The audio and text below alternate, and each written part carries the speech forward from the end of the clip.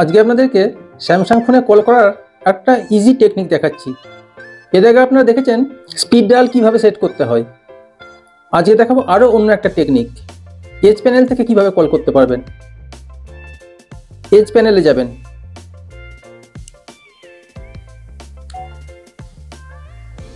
Age প্যানেলের সেটিংসে যান, এরপর গ্যালাক্সি স্টোরে চলে যান। এখানে গিয়ে দেখুন লেখা আছে direct call panel.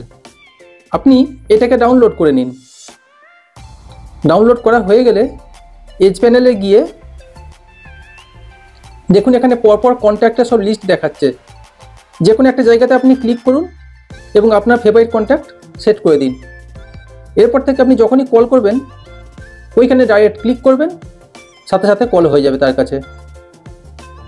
Quick share তো আমরা সবাই ইউজ করি, বাট আজকে কুইক শেয়ারের আরও একটা সুন্দর টিপস দেখাবো, যেটার মাধ্যমে আপনি আপনার কাছে না থাকা কোনো ব্যক্তিকে আপনার সমস্ত ডকুমেন্ট আপনি পাঠাতে পারবেন, সেটা ভিডিও হোক, ছবি হোক, এভরিথিং।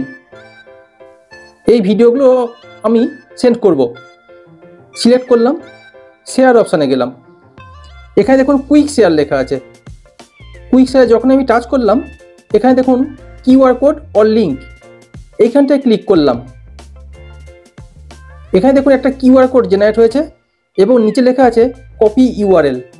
আপনি এই কপি ইউআরএলটাই ক্লিক করে কপি করে নিন। এরপর এর লিঙ্কটা এসএমএসের মাধ্যমে কাউকে সেন্ড করে দিন। সে যখনই এর লিঙ্কে ক্লিক করবে এই ভিডিওগুলো সে ডাউনলোড করে নিতে পারবে। আপনার ফোনের ভলিউম রকারটা কি এরকম দেখতে? যদি না হয় তাহলে গুড লক অ্যাপসের হেল্প নিন, দিয়ে এটা আপনি করে নিন। কিভাবে করবেন? তাহলে প্রথমে গুড লক অ্যাপসটা আপনি ইনস্টল করে নিন। গুড লক অ্যাপসে গেলেন, লাইফ অ্যাপে গেলেন, সাউন্ড অ্যাসিস্ট্যান্টে গেলেন। এখানে যান কাস্টমাইজ ভলিউম প্যানেল, এখানটায় ক্লিক করুন। এটা অফ আছে দেখুন, অন করে দিন। এরপর make your own volume panel, এখানে ক্লিক করুন। এরপর দেখুন এখানে বেশ কিছু আপনি এরকম ক্যাটাগরি দেখতে পাবেন। আপনার যেটা পছন্দ আপনি সেটাকে সেট করে দিন। আমি এখানে যেমন এই বার লেখা এইটাতে সিলেক্ট করে দিলাম। তাহলে আমার ভলিউম রেকর্ডটা এখন দেখতে এইরকম হয়ে গেল। কেমন লাগলো টিপসটা?